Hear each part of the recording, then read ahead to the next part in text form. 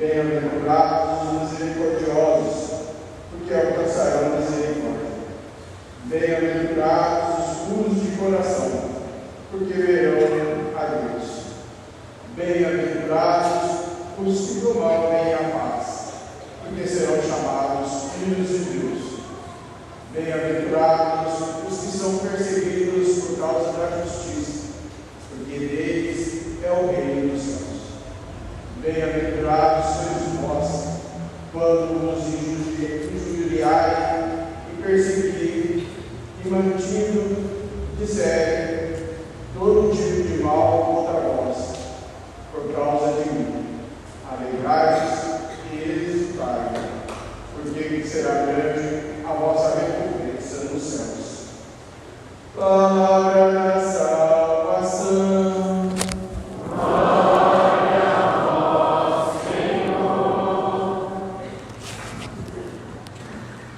Podemos nos assentar.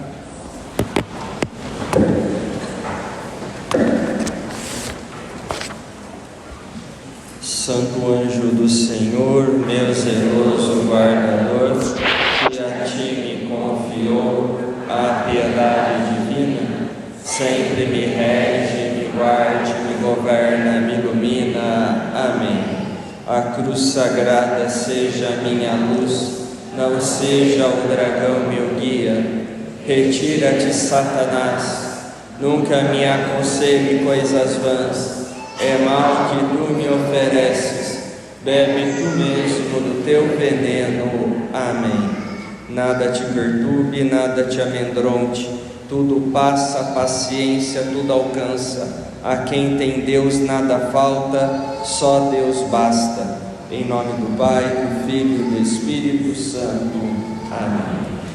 Meus queridos e estimados filhos e filhas, a igreja no Brasil, como a igreja em todo o mundo, no dia de hoje, celebra a solenidade de Todos os Santos. E quando nós falamos desta solenidade, nós aqui fazemos memória daqueles homens e mulheres que já se encontram junto de Deus. A igreja tem a lista de um determinado número que ela acredita com seu discernimento que já se encontram junto de Deus, e nós os veneramos em nossas igrejas.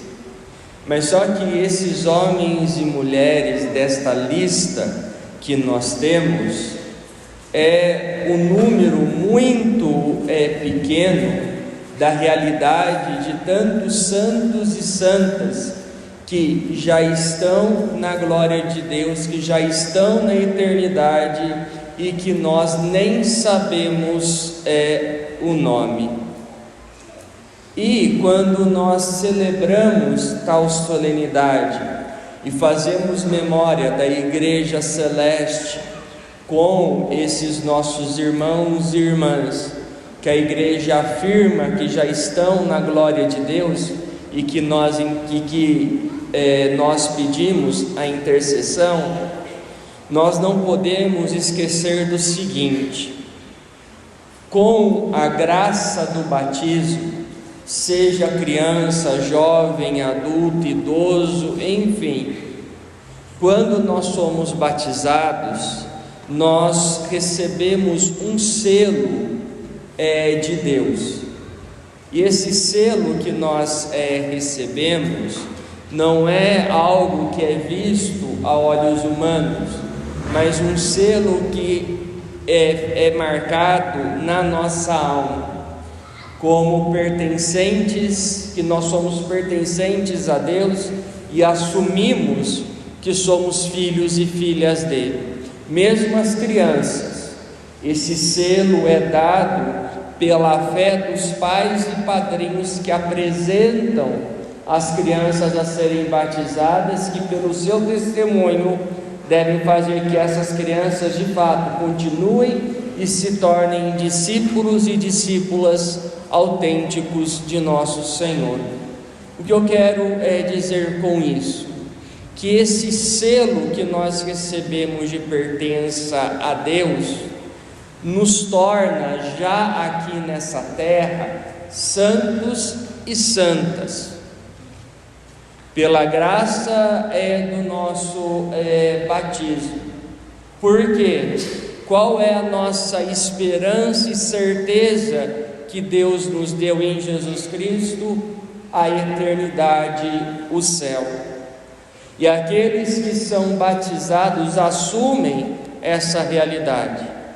Então, quando nós celebramos hoje a solenidade de Todos os Santos, celebramos aqueles que estão na Igreja Celeste junto de Deus, e celebramos também os santos, os batizados, que fazem a sua caminhada, a sua trajetória aqui nessa terra. Então, mais do que ficar pensando e dizendo, eu preciso ser santo, eu almejo a santidade, eu almejo fazer a vontade de Deus, o que precisa ficar claro para nós, que nós aqui, mais do que buscar e almejar a santidade, pela graça do batismo que já nos torna santos aqui nessa terra, é permanecer na santidade, é permanecer na graça da salvação, assumir de fato essa realidade nas nossas atitudes, no nosso cotidiano e no nosso dia a dia. Mas, mesmo com essa graça de Deus que nos torna santos aqui nessa terra, infelizmente, nós ainda somos santos de uma maneira imperfeita. Por qual motivo? Por conta do pecado. Quando nós caímos em tentação, quando nós cedemos ao pecado, nós manchamos essa graça de Deus em nós. Nós manchamos, e até mesmo com essas atitudes de pecado, podemos afastar cada dia mais, cada vez mais, a graça do céu. O céu que deveria ser certeza para nós, por conta do nosso pecado, infelizmente, a possibilidade do inferno pode acabar esbarrando em nós, não por vontade de Deus, mas por irresponsabilidade da nossa parte. Uma das coisas mais tristes, que espero que nenhum de nós aqui passe, é quando tivermos que prestar conta da nossa vida a Deus, ir para o inferno, além de não poder ter comunhão com Deus. Eu acredito e penso que uma das outra dor que a pessoa que infelizmente foi para o inferno e possa ter, é porque está chancelado, está com a marca de Deus na alma, e infelizmente, mesmo com essa marca, por sua irresponsabilidade, está no inferno. Imagina a dor que é esse sentimento. E espero e rezo que nenhum de nós aqui passe por tal situação. Então, hoje, na celebração de Todos os Santos, precisamos de fato, realmente, renovar a graça da santidade em nós.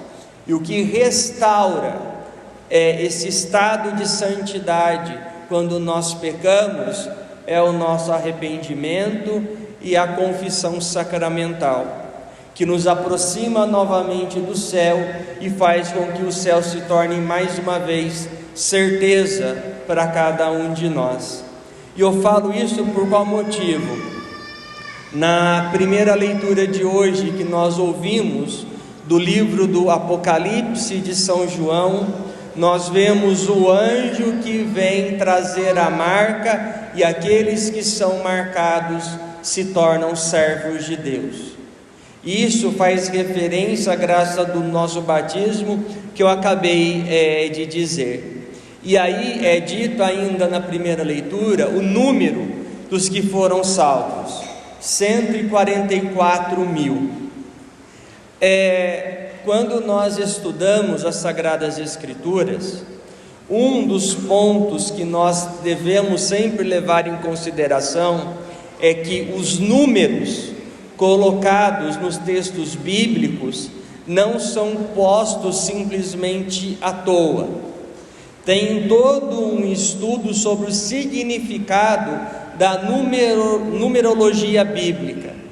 É que quando a gente fala esse termo numerologia, a pessoa já entra com a questão de superstição, ligado à astrologia e assim por diante.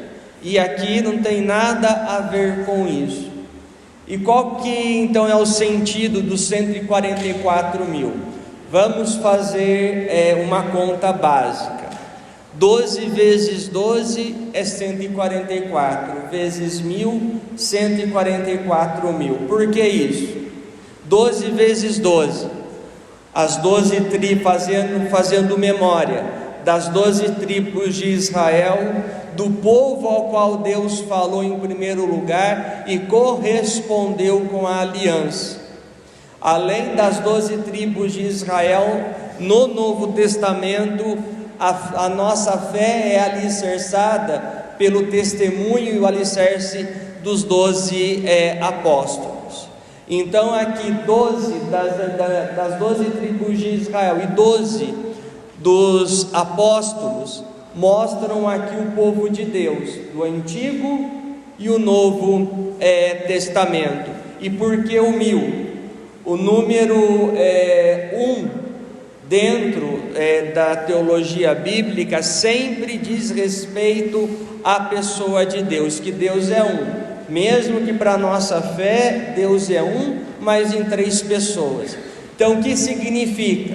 Os 12 vezes 12, que tanto o povo de Israel, quanto nós como cristãos, a partir dos 12 apóstolos, somos guiados pela ação de Deus, ou nos permitimos guiar pela ação de Deus e formamos o povo de Deus que caminha aqui nessa terra, onde a nossa esperança última é a eternidade.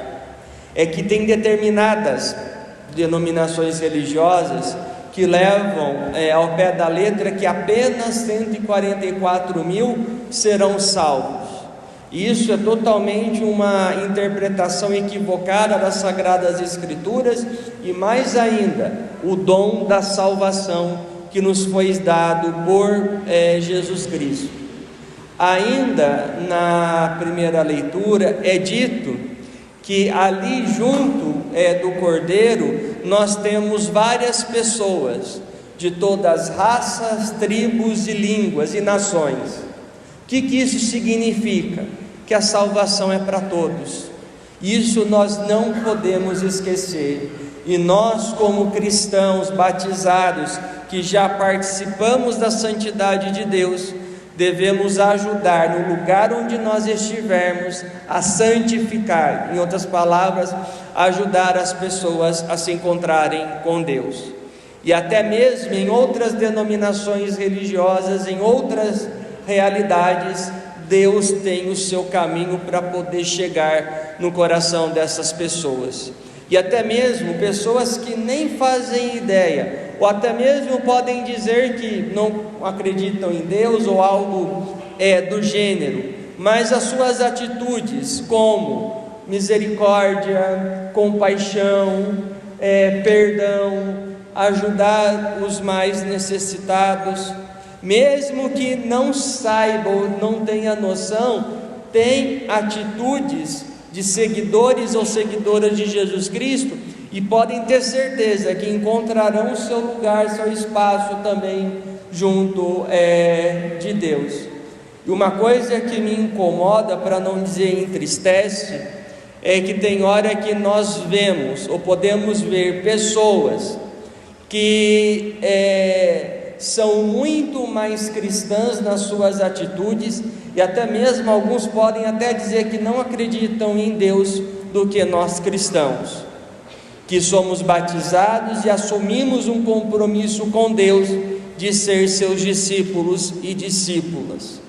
É uma realidade que precisa nos incomodar e nos questionar do porquê que nós não nos esforçamos em ser fiéis ou até mesmo em dar o exemplo de seguidores e seguidoras de Jesus Cristo.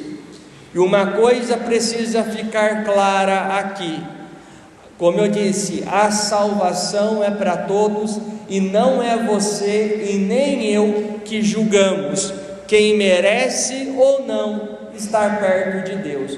Não é você e nem eu que vai julgar se a pessoa vai estar com Deus na eternidade ou não.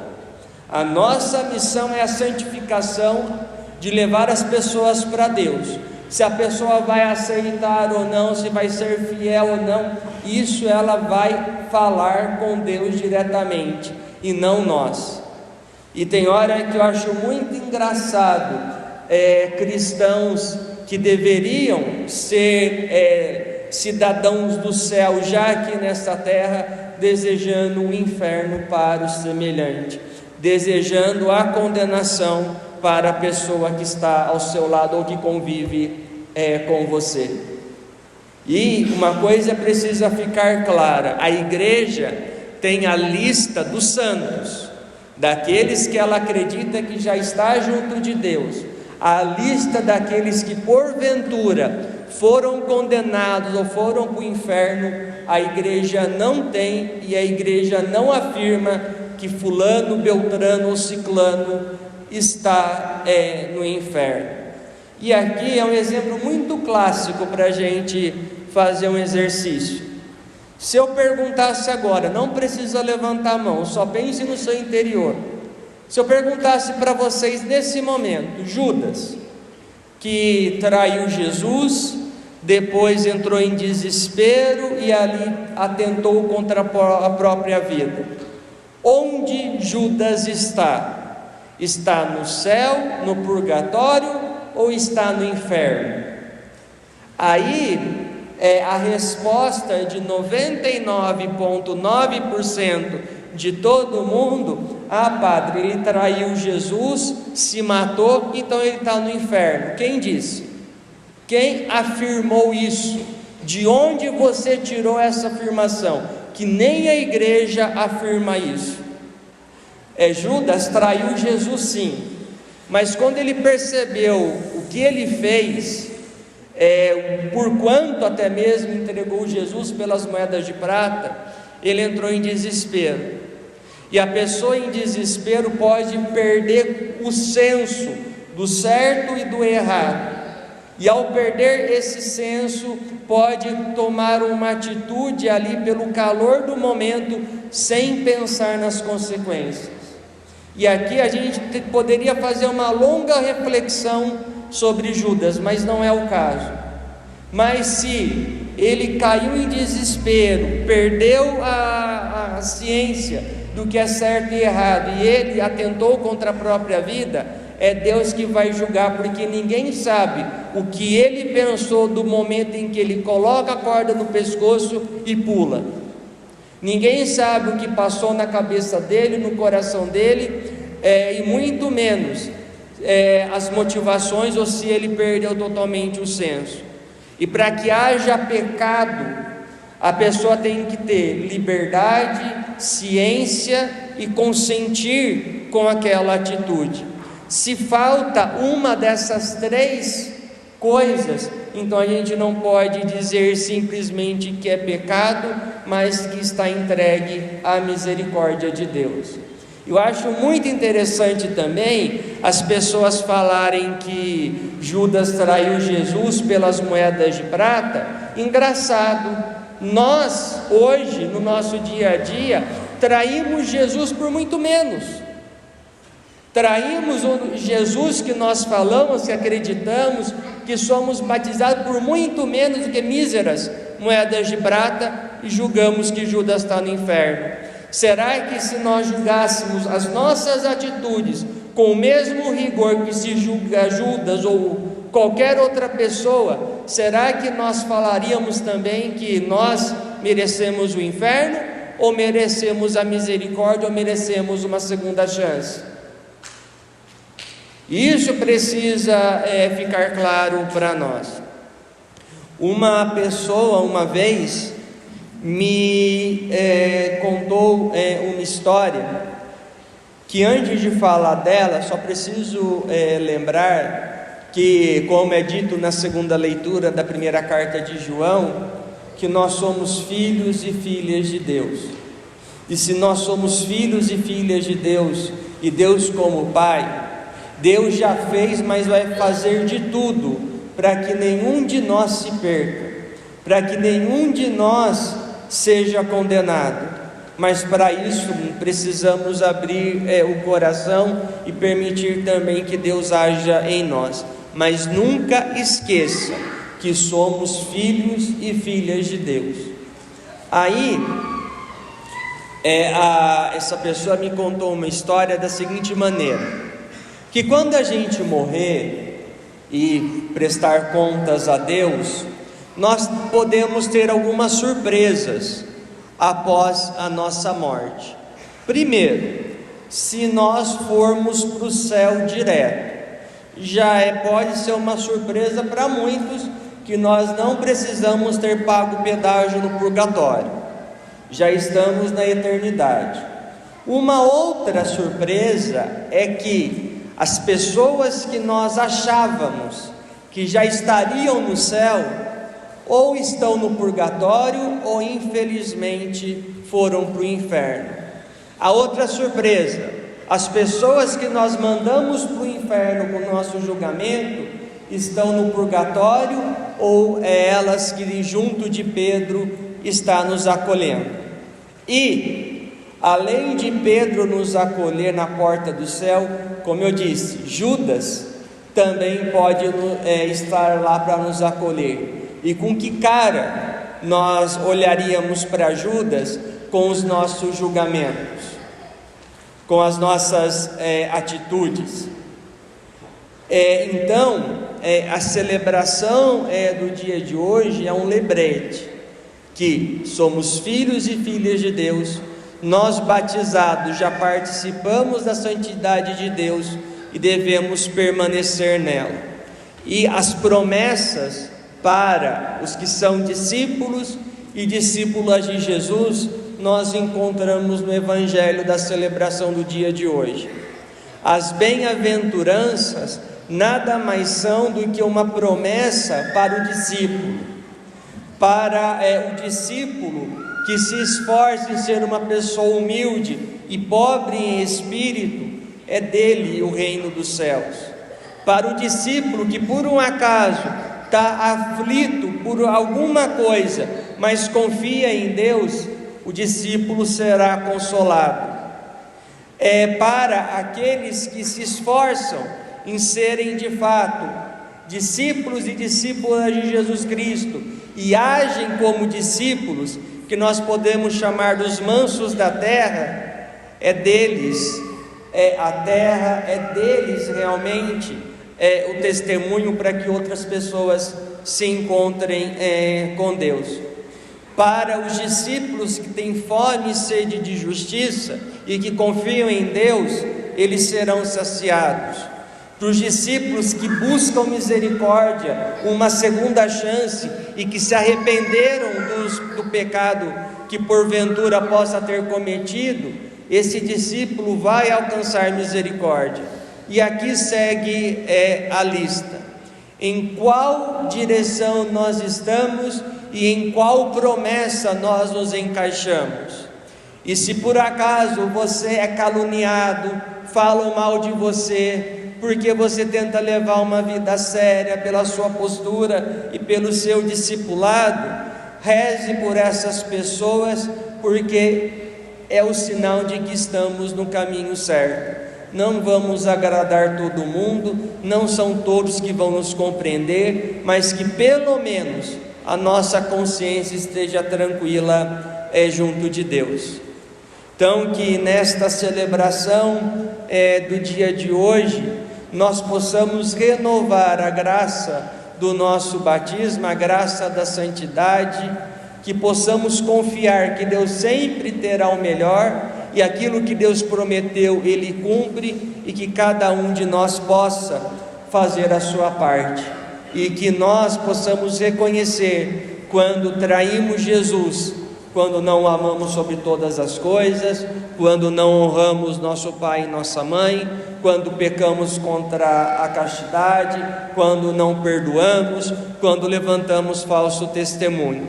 Traímos Jesus com essas atitudes e tantas outras, que possamos reconhecer o nosso erro e pedir arrependidos a Deus mais uma chance, mesmo passando pela dor da correção, mesmo passando pela dor de termos sido chamados a atenção por Deus.